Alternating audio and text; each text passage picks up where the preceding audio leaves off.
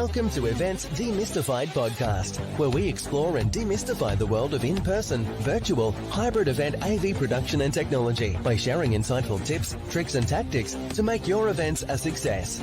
This podcast is brought to you by Trifun Events, a woman-owned boutique event production agency. And your host is Trifun, a technical event planner and producer with almost 2 decades of hands-on technical experience in event production.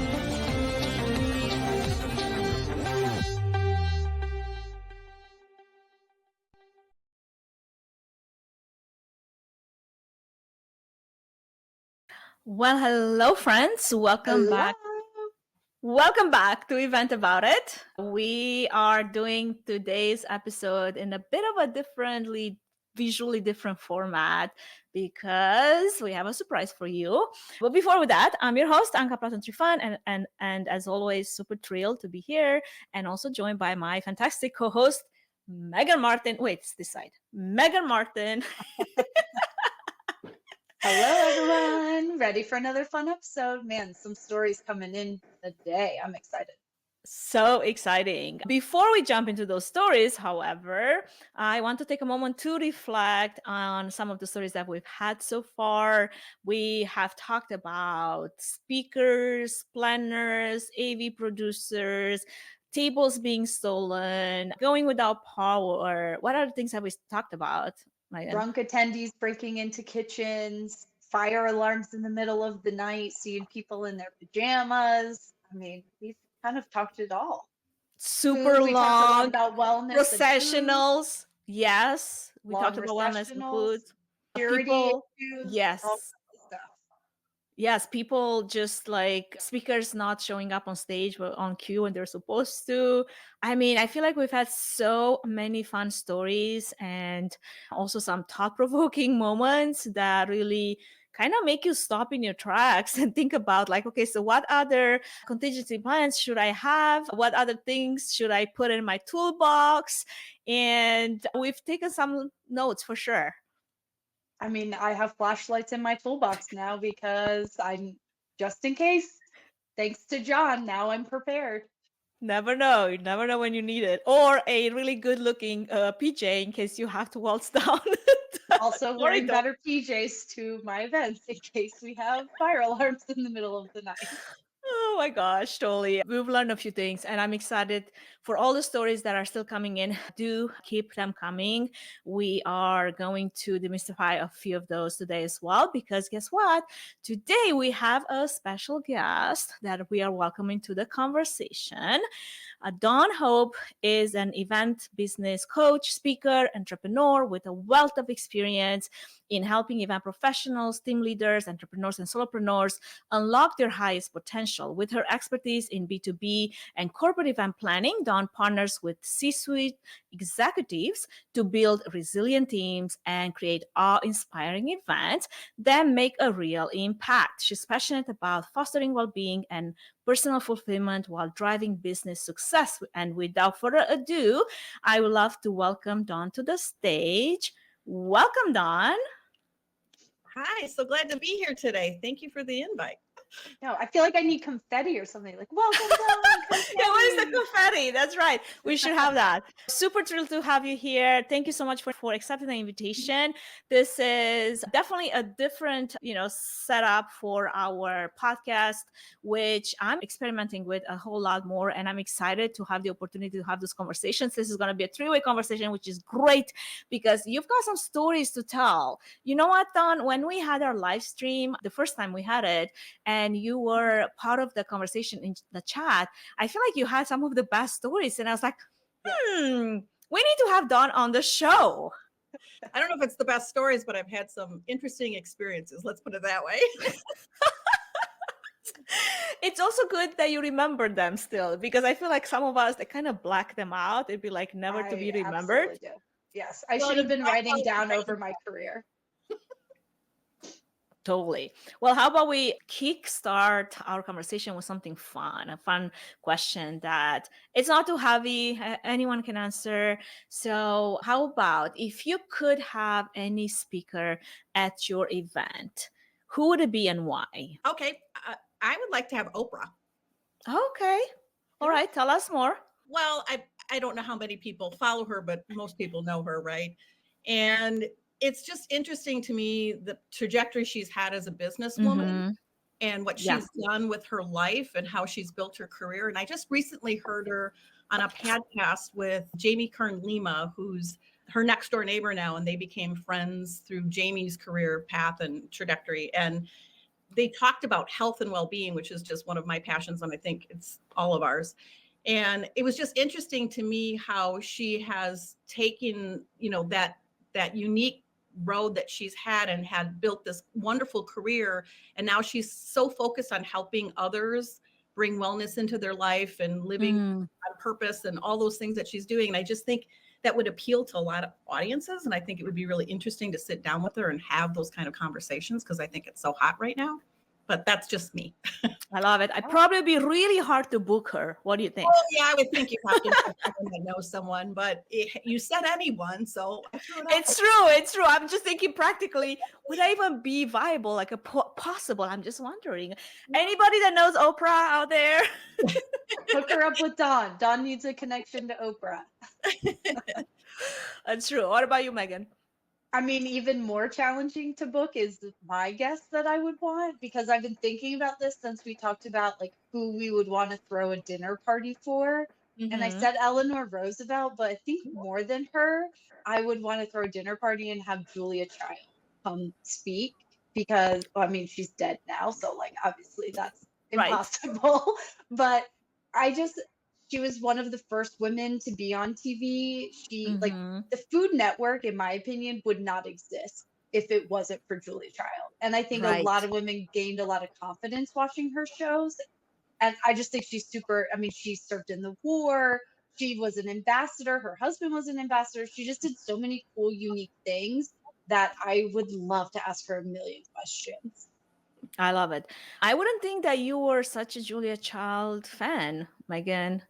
I mean, I think I've seen every episode of her shows. Like I've really watched all of them. Yeah, I'm just fascinated by it. I mean, I love French food as well. And also had me thinking about it with the Olympics just wrapping up, like all the French culture and like just love the cooking.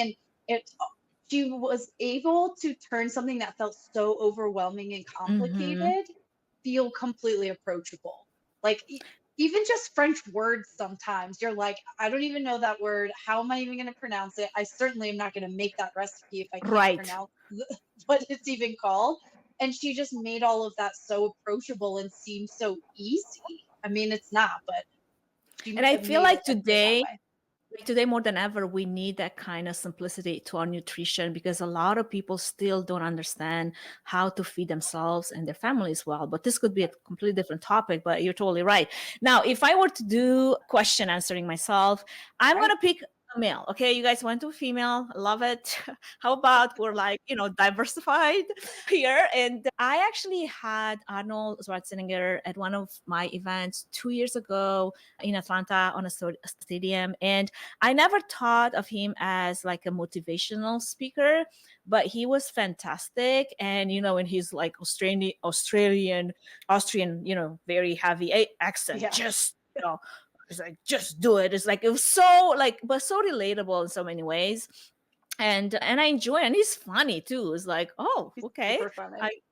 Super funny. And it was fantastic. But I was thinking also, if I were to talk to someone, are you guys familiar with Jay Shetty and his podcast On Purpose? I love where he comes from, his whole, background. He was a monk, and then the type of ways in which he focuses on helping people, and has to do with a lot of people self-sabotaging or putting themselves down or perfectionism or procrastination, all of those things that, when you talk about those things at a C-suite level, you realize that even the most important person on the planet struggles with the same thing that you struggle with. And it kind of brings that human element to the conversation. So I love his podcast. Jay, if you're listening to my podcast, I love to have you on my show and have a conversation. So maybe now he should have you on his show. maybe Oh, I you love that need too. to I'm go sure on we his can show. talk about some things. He Sure. just had a few of my, fan people that I follow on Instagram. And I'm like, oh, I love that he's also, talking to regular, normal people, not just, some states, like head of states or whatever. He actually Right. had Joe Biden on his podcast at one point, which was a great conversation. But anyway, I'm excited that we are going to talk about a story that came to us from our friend over here, Dawn. And we're going to dive a little bit more into it because we had questions. You did. I have a lot of questions. Yeah. So let's get started. First, we're going to get our little bumper here playing, and then we're going to dive straight into it. How does that sound? Sounds Let's great. go.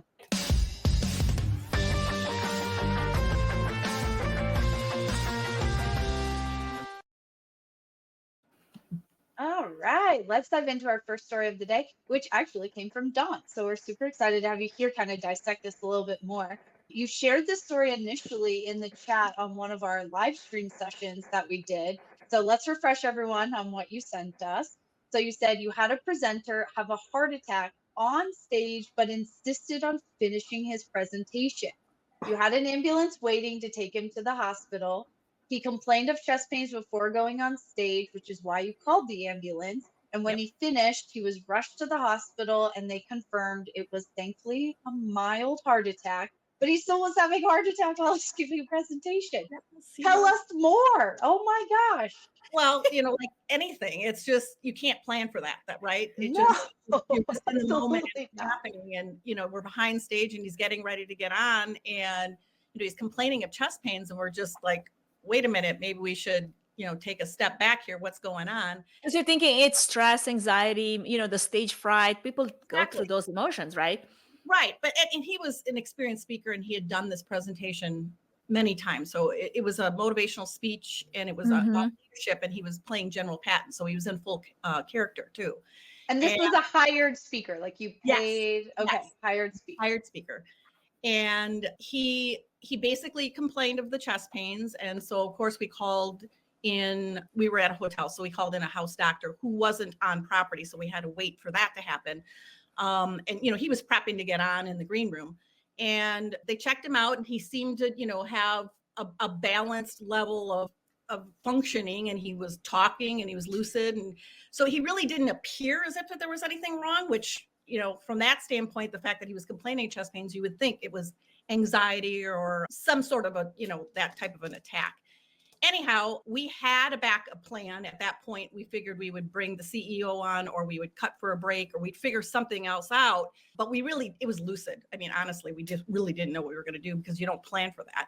And he got on the stage, but what we had decided before he got on stage was, it's kind of like, it wasn't a TED Talk type of presentation, but every presenter can condense their presentation. So we just decided to go for the short version. And that was how we dealt with it, knowing that anything could change at a moment's notice. So he went on and he just did the short version, and we took an early break and, rushed him off to the hospital as soon as he got off the stage. I mean, trust me, behind the stage, we were all pacing. It was so hectic. I can't even bring back the reality of it, because in the moment you're just frantic, that looking at the clock, watching the minutes tick, and you're thinking, hurry up. Can you get through this? He delivered a great presentation. No one had any idea what was going on except us, and of course the executives and our team that was managing the AV production. And they were really behind the scenes. Like, set this up for us a little bit before we talk about what happened after. Like, you're saying you're having this conversation with him in the green room. You wait for the doctor to get there. The doctor checks him out. You decide to let him go on stage. Correct. He does the shortened version. Like, what's the time frame from like, oh, I'm having chest pains, it might not just be anxiety, to, I'm gonna die. I'm gonna go on this stage and still give my talk? We're talking 10 minutes, 30 minutes, an hour? Yeah, it was, I want to say at the moment it felt like hours, but it was probably all of 15 minutes when all that took place. I mean, because we were that quick to going on. So, you have everybody in place doing their thing, and somebody's calling an ambulance, somebody's calling, because you've got everybody coming to the scene, right? So you just divvy up the roles. That's what you do. You start, okay, you go here, you go there. That's what you do. and you just give everybody assignments and you send them on their way, and everybody pulled in and became a team as they're supposed to, and they collaborate like you expect, and you just deal with it in the moment. I mean, that's what you do in those types of emergencies. So was there any point during which you're like, okay, so how about we don't do this? How about we, I don't know, I go on stage and I dance during this time, so we actually avoid this whole stress? Was there a backup plan? Well, there wasn't a backup plan, right? So that's the bad part of the story. There wasn't a backup plan, and thank God he was able to go on. But afterwards, when you're doing the debrief and you're thinking about this, like, how are we never going to make this happen again? Like, how do you pivot from that? I mean, if this is a highly paid keynote, you're like, this is the star of this conference. Like, we can have someone else filling the spot, but that's not what the audience expects, right? Right. It isn't what they expect. And, today, I think contingency plans are much more on the forefront than they were when this had happened, because this was a while ago. Yeah. And, I can say, from my own experience through the years, you get better at contingency plans because you get better at learning things and knowing what you need to plan and be prepared for. Today, when I hire a speaker, I'm also finding out what are the things they speak on, because you never know, even if another speaker within, that network is going to drop out for some reason. You have to know what their other talks on, because usually most speakers have 2 or 3 talks, maybe 4, right? So if you have that information up front, that's something that you can use as a backup plan, correct? Exactly. You have other ways of starting programs today where you're bringing in health and wellness, and maybe you have somebody that comes on and does stretching, or they come on and do some exercise type things to warm up the audience before you get going. You can extend that, right? You could just find another way to fill in those holes with those people that you've already hired. You extend that part of the program. You talk to another speaker and you find out who can jump in and take over. I mean, again, throw together a quick panel. Like, I've had to, in a pinch, just be like, okay, get all the executives on stage. Our director of comms is going to interview them, and we're going to have an impromptu town hall because we need to fill 15, 20 minutes.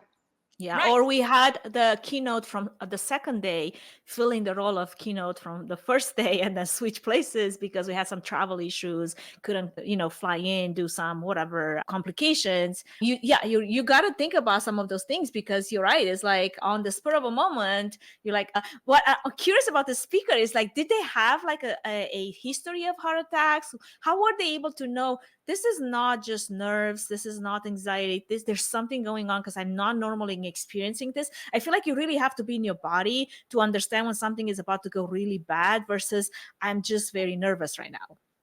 Well, he did have history and he was taking medication. So that was the quick fix to that when you got the doctor in and they start probing, right? But who thinks to interview your speakers for that? Like, what's your medical history, right? Right. Does it have to be on the checklist now? I would say it's not a bad idea. I don't know. It feels like it goes into HIPAA and all those privacy concerns at this point, right? It's like, how much information are we collecting about our speakers and audience?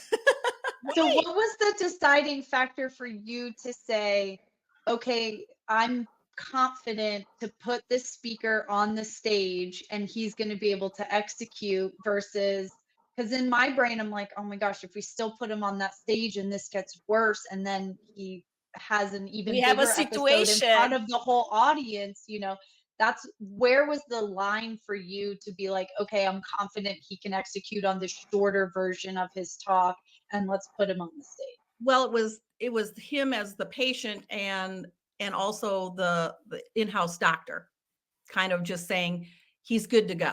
Like, we're good. He's at a calmed state. We're in a safe place. It shouldn't be a problem. So, yes, was he in a critical or could he have been in a critical situation? Correct. Yes, he could have, but he took his medicine.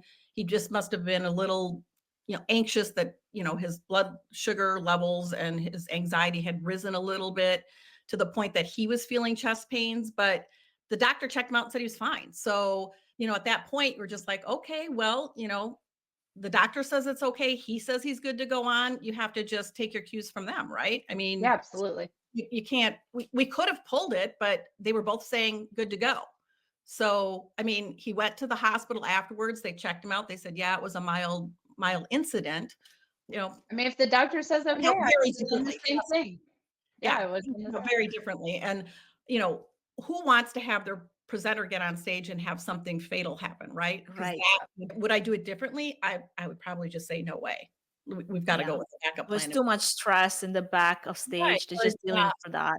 adjust the schedule, have them maybe come the next day if everything's okay and just, replace somebody. But at that moment, that's not how it transpired. It just kind of slowed down a little bit and we took our cues from everyone else. So I feel who like was part of contingency plan? Like, were your to executives decide. in there, your like who else did you pull in from your team in the 15 minutes to make the decision go or no go on stage? well, we had the executive team there because they were also presenting. So they were part of the decision-making process. Clients still certainly got to weigh in. And from that standpoint, what are you going to do?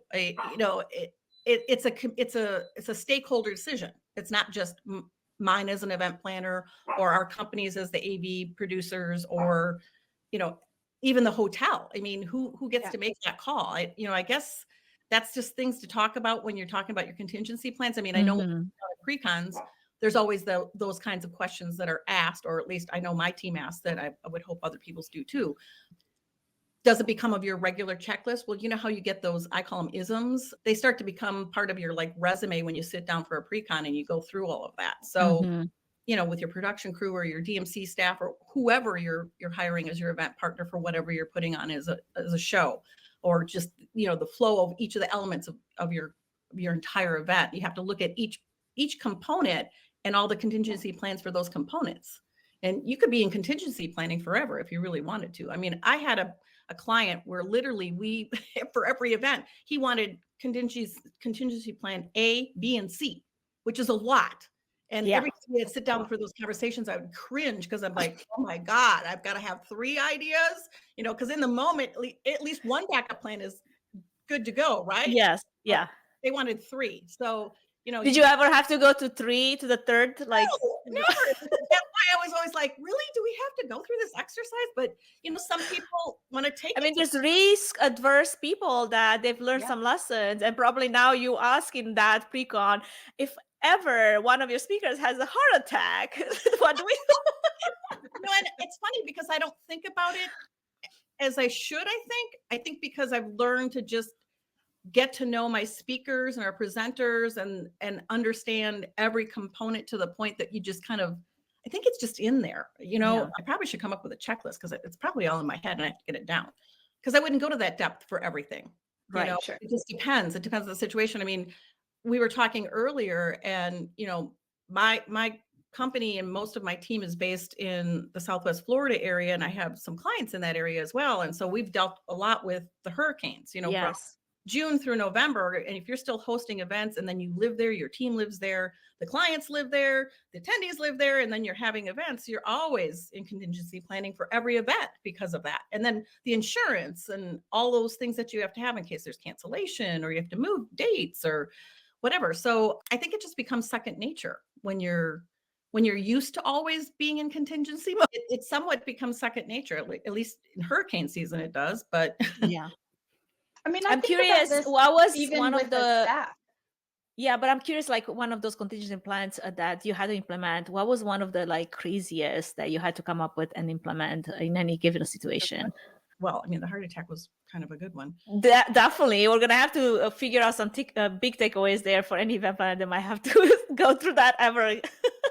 Yeah, I probably need to come up with something for that because that would be a really good checklist. The hurricanes just come back to me because we had an event that was in Canada and the hurricane was coming to the homes of the attendees that were with us already in Canada. And so we had to have a plan for those that wanted to get home to prepare and have a plan for those that had to stay. And so then the event became running the event, getting some people home safely and securing people here in the country that we were in to stay longer. And so it became 3 programs within the program while we were operating the program. And my team did an amazing job. And, it's those things that, you talk to the DMC and you partner with them and you have somebody at the airport saying, okay, they got on the plane. You can release the room now at the hotel, and you have the hotel and it becomes a whole collaborative team effort to make sure that everybody is taken care of, because you've got gifts that people are missing. You're going to have to get them to their homes afterwards. You have people that, are trying to get to their families, and they're concerned about their children and their parents or whoever is their caregiver for their children if they're away. And, those are the things that take your skill level to the next level and really tax what you're able to do and what your team can really use to be creative in those moments when you can't plan for that. You have contingency plans, but you don't even know to what level you're going to have to use your resources. Not even talking about the emotional toll that it takes on your attendees, on yourself, the empathy and compassion that you have to operate through levels of stress that, like default people act differently based on where the stress level is. And you might have like the nicest person be this person day one, and day two, they're like, who are they? Because they're dealing with so much on their plate right now, because their like stress level has gone over there, and your team still has to figure out how to make them happy no matter what the state they're in. Exactly. And in that, I think as event professionals, we learn that skill as time goes on.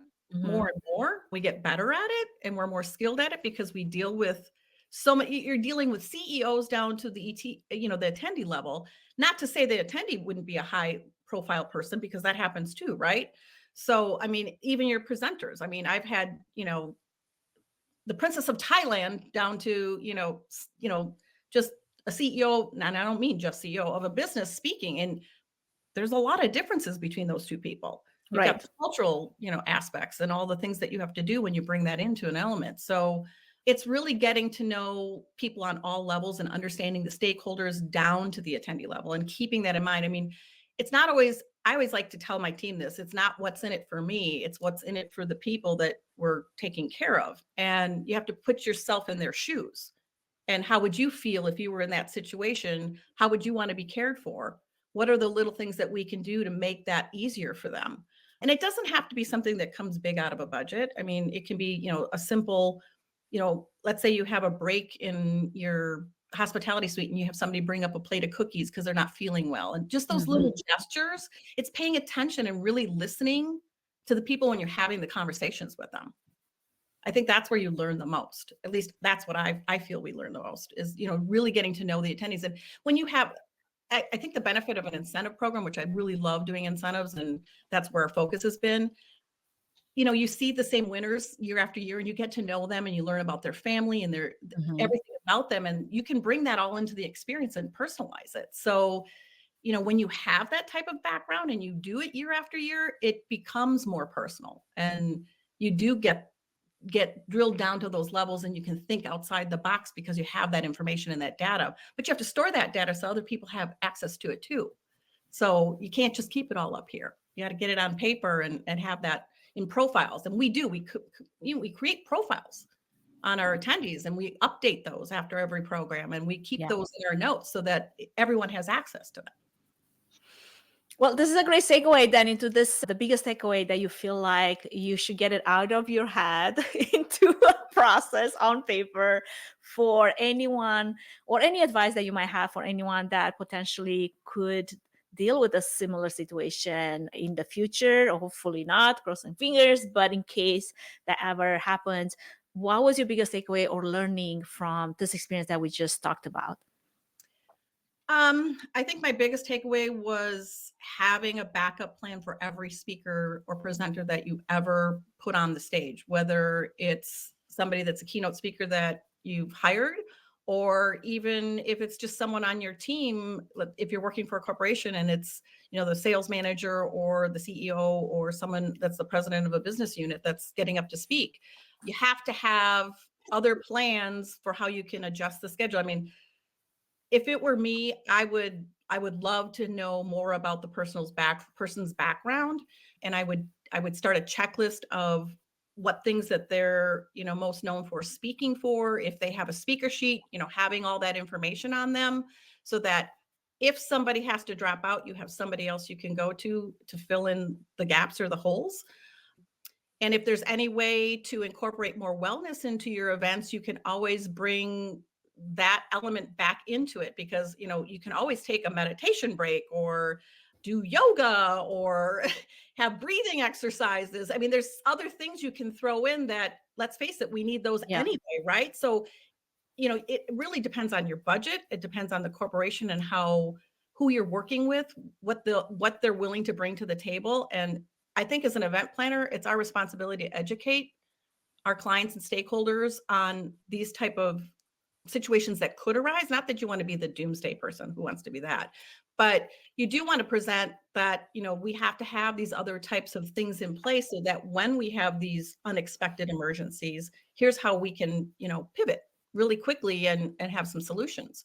You know, having the benefits of a security team and having physicians on staff. I mean, I've had clients that do have that, and that's great when corporations have the budget for that and you can have that at your events. It makes your life as an event planner just that much easier, because there's so many levels of what we have to manage, and having teams in place for those types of emergencies takes some of that weight off of us as event professionals, where we can still focus on delivering the event and let the emergencies be held by those people. That would be the most ideal situation, obviously, but not everybody has that budget. So, you know, sometimes it falls on us, right? Or you end up having to pull staff away because somebody has to go to the hospital with somebody. You know, all of those things. So, I mean, for me, if you can have the right conversations with the stakeholders, I think that is the starting point to all of it, and seeing if you can get their buy-in very early in the planning process so that you're set up for success. That would be ideal. I mean, that's my biggest way. Anything else you want to add, Megan? I know you have thoughts, lots of contingency planning. It's like your forte. No, I mean, I think I've had a situation where this happened at a staff meeting in this age of remote work. You know, we were on a call with our staff, and in the middle of that, one of the staff members, from our perspective, looked like he was having a stroke in the middle of the meeting.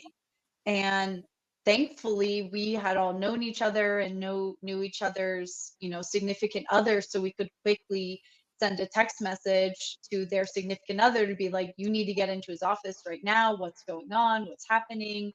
And thankfully someone was home, but like we were on basically alert to call 911 and send someone to his office, his home office.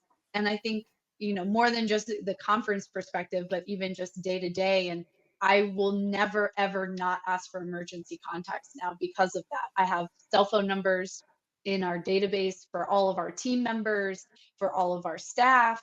I mean, I even had a situation where we were on site and the staff passed around a 24-hour stomach virus. And so every day someone else was going down. And so we had to redo the whole staff planning in preparation for everyone to keep going down, because we basically passed around a stomach bug for 24 hours.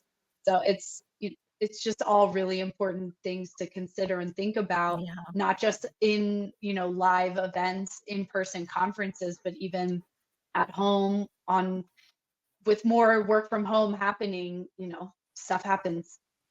Absolutely. Well, I feel like we have definitely touched on quite a few important things, and the key takeaway is have contingency plans in place. Whatever that beep was confirming what I just said.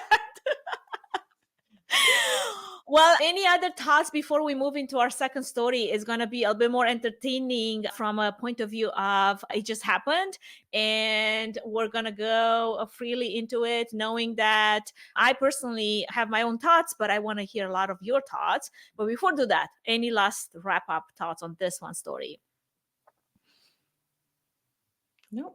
Bravo, Okay. Dawn. Can't imagine handling Good job, a crazier Dawn. situation. I'm curious, how many years ago was that? Do you remember? Like, was it like, it must have been quite a bit. It was, I want to say 25. Oh my gosh, the fact that you still remember all of that experience is amazing to me. Well, oh my gosh. I don't really. I mean, honestly, you know how out of sight, out of mind, you just kind of remember the highlights, because I almost wish I had written it all down, because in the moment it would have been a really good recap story, right? But who thinks to do that? So Totally. Well, thank you Agreed. so much for sharing it with us and all the key takeaways and learnings from that. I know that it was probably quite a lot to deal with in the moment, but you still remember it and you know what to do next now that that ever were to happen again. Hope it never happens again. Let's hope Hopefully. not. Totally. Okay, we're gonna dive into our second story, and we're gonna set the stage for that. Let's give a shout out to our sponsor and our promoter, and we'll be right back. Before we move any further, I wanted to give a quick shout out to our main sponsor, Trifun Events, which is a boutique event planning and production agency that will come alongside you, offering personalized event planning and technical support, strategic event design, production and technology management, and flawless execution for live, virtual, and hybrid events. The team at Trifun Events is passionate about planning and producing event experiences that get people involved with true moments of interaction, engagement, and co-creation, while offering white glove treatment throughout the entire planning process, enabling you to reach your event goals with the use of creativity, production tools, and event technology. To find out how Trifun Events can plan and produce your event become memorable, go to trifunevents.com.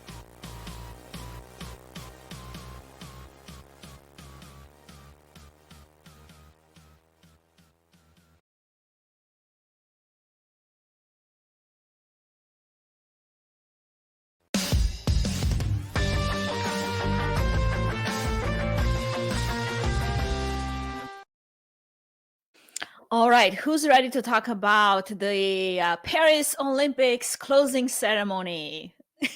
So ready. I'm already having withdrawal. Like, I don't know what to watch. Like, what is Peacock going to do now? I just watched a movie on Peacock last night after the closing, and I'm like, oh, they actually have movies on there too.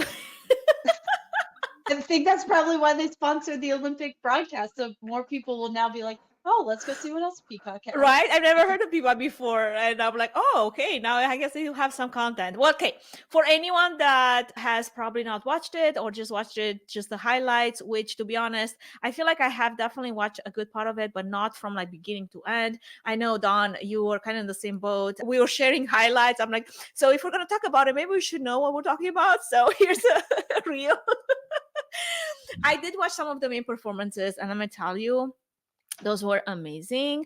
And if you have happened to watch from beginning to end, you know that it was quite a grand spectacle of a lot of things. It was a mix of French culture, global influences. We had everyone held as State de France. And I love the fact that they blended classical, modern music performances, stunning visuals, some symbolic moments. We even had, Tom Cruise jump off the studio. It was like, oh my God, what is he doing up there? Until you realize, this is going to be one of those his stunts. And he always performs his own stunts. Some of my key highlights, I guess, was some of the performances that happened and the national anthem that was performed by the symphony orchestra. I think it's called Divertimento. And if I'm butchering some of those names, guys, I did take French in school, but I don't remember one word anymore. So we're going to have to go with it. Les Champs-Élysées, that was beautiful. We Are the Champions. Other musical highlights. Do you remember anything else that stood out? Obviously, we had the, American version artist of Red Hot Chili Peppers. I thought it was awesome. Billie Eilish, Snoop Dogg, her. Oh my gosh, her. She did such an amazing job. What else did we have? I think for me, seeing the closing ceremony reminds me why I like multi-day conferences, because I felt like they ended a lot stronger than they started. Yes. And I feel like they even probably, and I would love to know. So like, if anyone knows the answer to this, please let us know. But like, I wonder if they took any of the feedback that they heard, because people were very vocal about the opening ceremonies and the wins and the losses that kind of came out of that. And I wonder what kind of things they adjusted for the closing ceremony, because it definitely felt more put together is not the right word. I'm not sure what I'm looking for, but it just felt more buttoned polished. up and Probably polished is probably a great word. It just reminded me why I love conferences as opposed to social events, because you got a few days or a few weeks to get it right. To adjust. Right? As opposed to like a wedding or a birthday party. It's like, well, if you shit the bed, you've got nothing to do. But at the same time, I love the fact that they ended with this powerful rendition of Frank Sinatra, "You Sold." She, oh my gosh, she brought me to tears when she sang "My Way," in a way, kind of being like, you know what? This is our way of doing things. Totally. Like Yeah, it or not, we definitely left a mark. for sure. I think the only like critique that I really have of it, there was one point after the like flag crossing over from like the French to the US because it's going to Mhm. LA next. It felt like it was over. Like you saw people leaving, you saw people walking off the floor, and I was in my head too. I was like, well, is that it? Like there was like this pause and lull in this in the programming that I got confused, and I think other people did too because I saw them leaving. But the other thing is like perfect example of hybrid event. Tom Cruise was live in London and then he went to Right. America and like flew. And so then there was this whole like video production piece to it. And then they went live again in California, which Long Beach, not Venice Beach. That's been also my highlight of like, Yes. you could try to make Long Beach Venice Beach all you want. Everybody called them out on it. So we all knew. But like beautiful hybrid production, like seamlessly transitioning from the Tom Cruise jump to the video to then picking back up in LA. I thought it was really well done. Yeah. I love that. What about you, Dawn? What did you like the most? Well, after you had just mentioned that we were going to be talking about this, I did obviously watch at some of the highlights. But what I did do is I went on and looked to find out when they started producing it, because I'm like, when did they do all this? Because it wasn't last minute, obviously. Right. And they said they started production on that video that Tom Cruise did back in March. So clearly it was planned. It wasn't like something that they did in response to the opening ceremonies, but we don't know what was adjusted, right? But this was the American version, the American planning, right? Not the French. True. Right. True.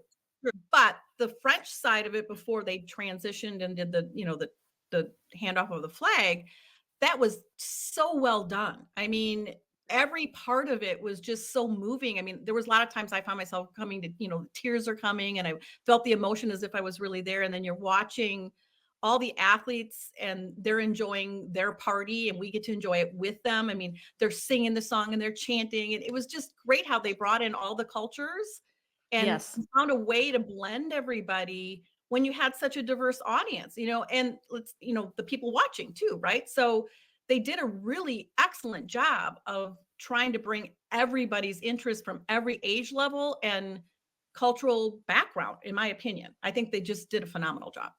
And I think even on the American side, when they embedded, Red Hot Chili Peppers with Billie Eilish, with Snoop Dogg and her, I think they really kind of like across the range of people that would watch the Olympics, they tried to serve everyone's, taste in a way. Because to be honest, like it's been a minute since I listened to Red Hot Chili Peppers, but they were amazing. And I mean, they're like staples like in the American culture, right? But then a lot of people my age connect with Billie Eilish. As a matter of fact, I love Snoop Dogg. Like he did amazing. I would be curious how much they paid him to do all the behind the scenes. But it was funny that they put someone like him to be behind the scenes and do all of those kids coming from a completely different niche, right? Because that was the beauty in it. Like he's not athletic. He's not someone that would know what's happening around him. And he was able to goof around and just pretend like he's trying to do what the athletes are doing,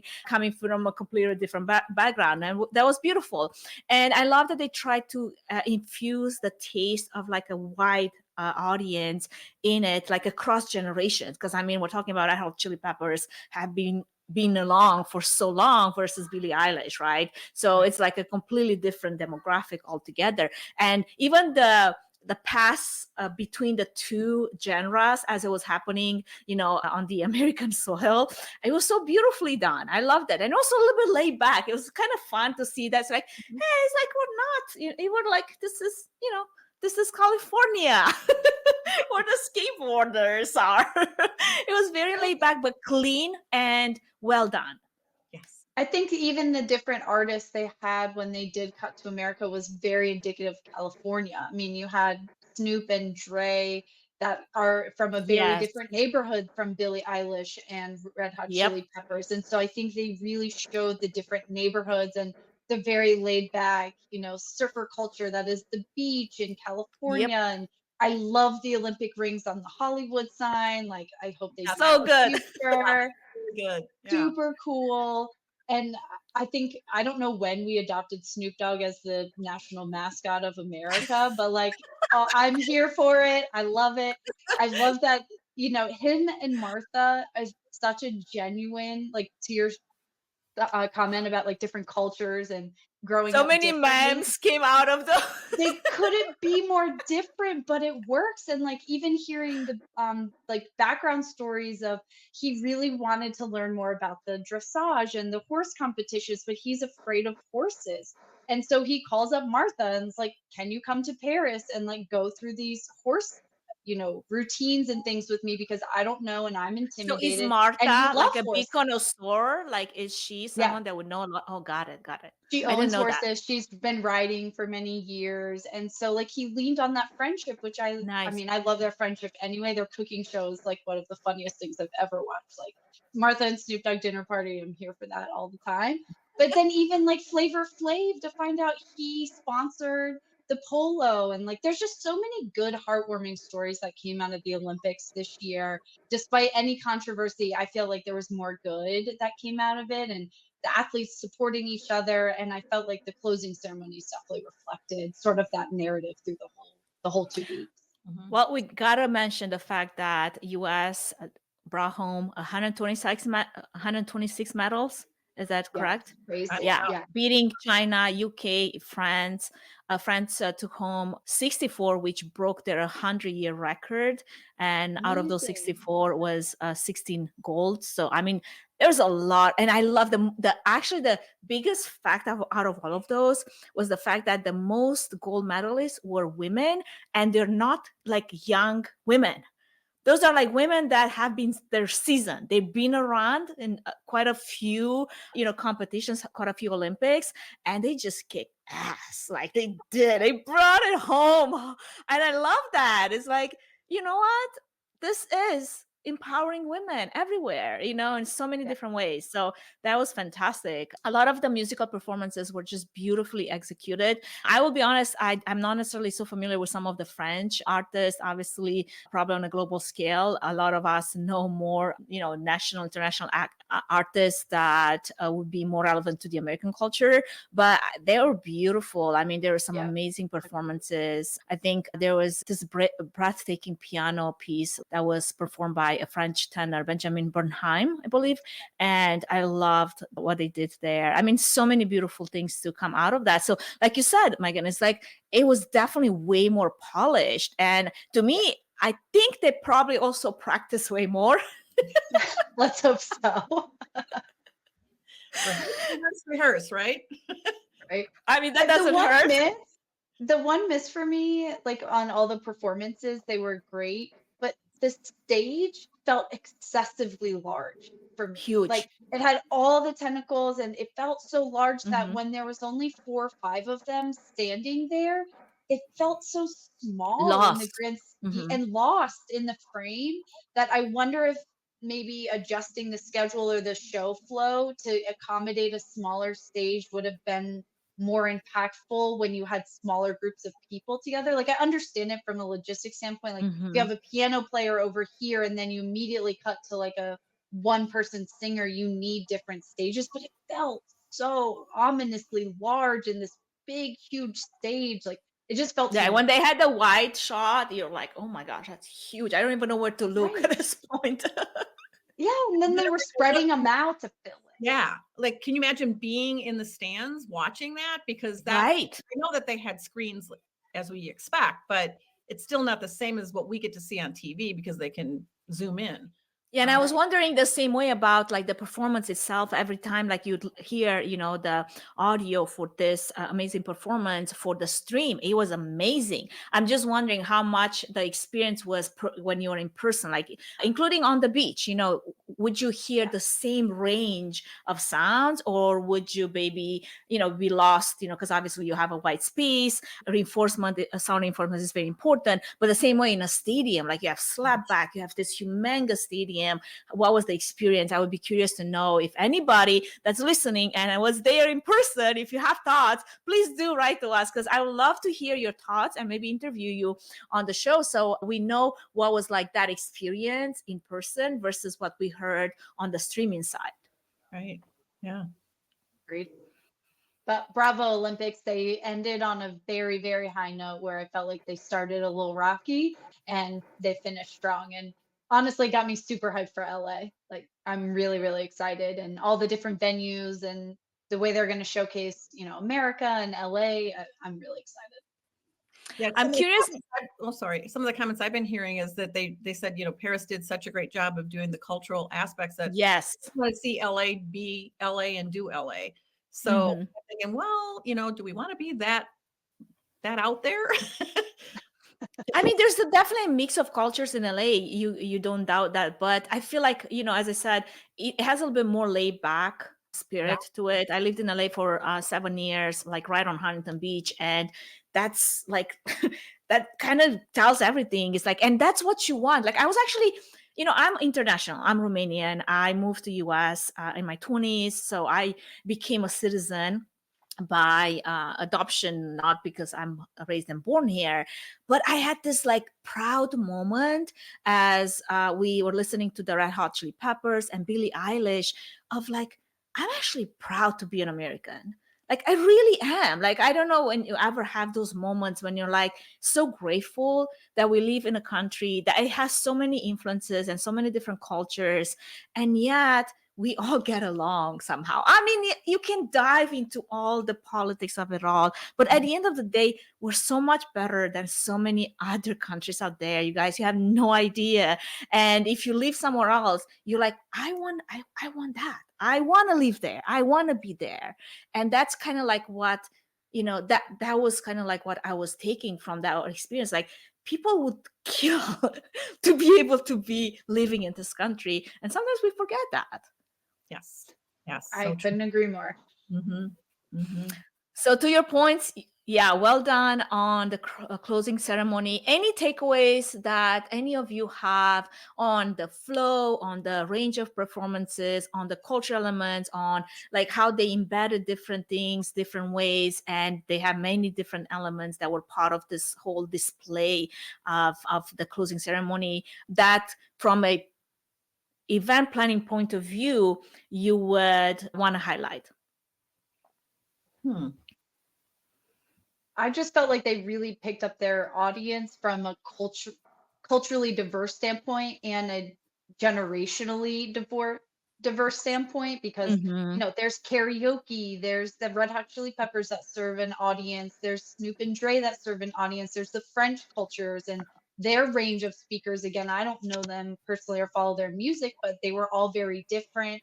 And we talked about this with the opening ceremonies, even with the closing, the athletes are still the highlight of the Olympics.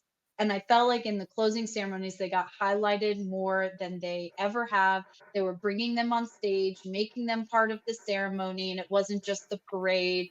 And I felt like they really tuned into their audience and the diverse culture or age range of all of it, and put the spotlight on the athletes, which is really what the Olympics is about.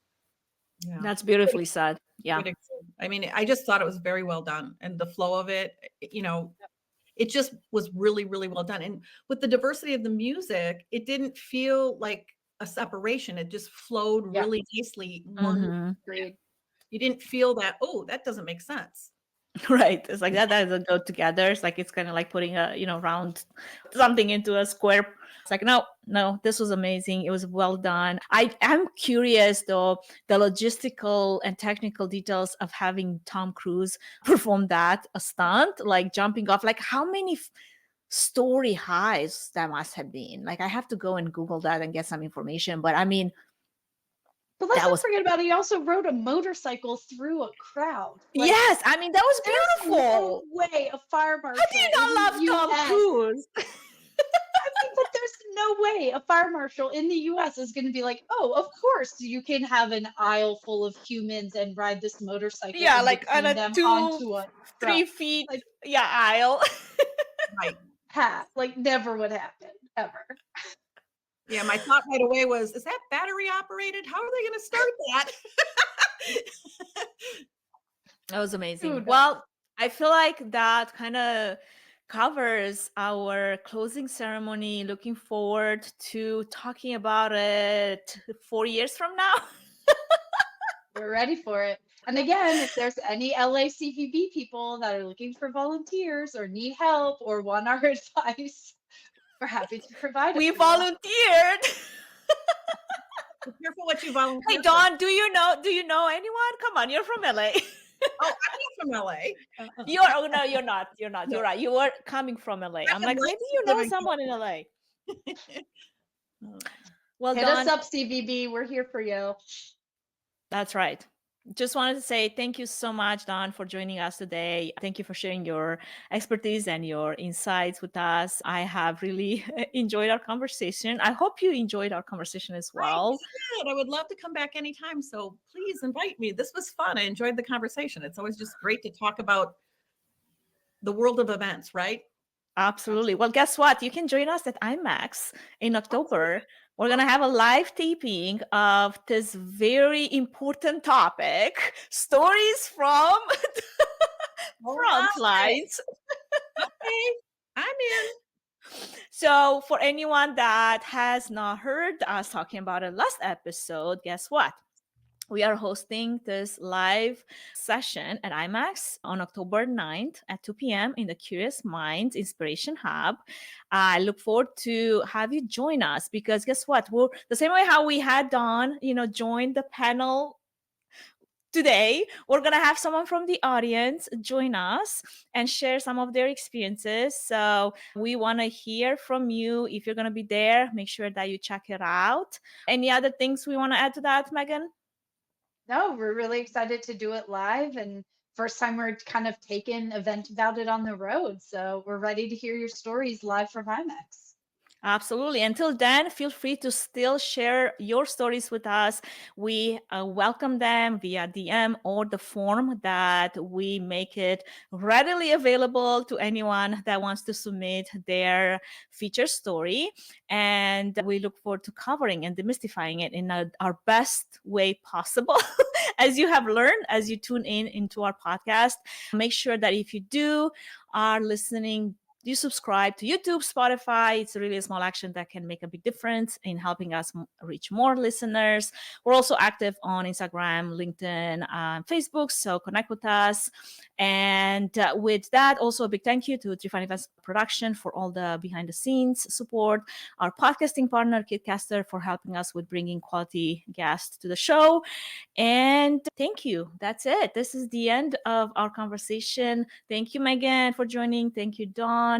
You have a wonderful rest of your day. And for everyone else that has joined us, stay inspired, continue pushing the boundaries of what's possible in events. See you next time.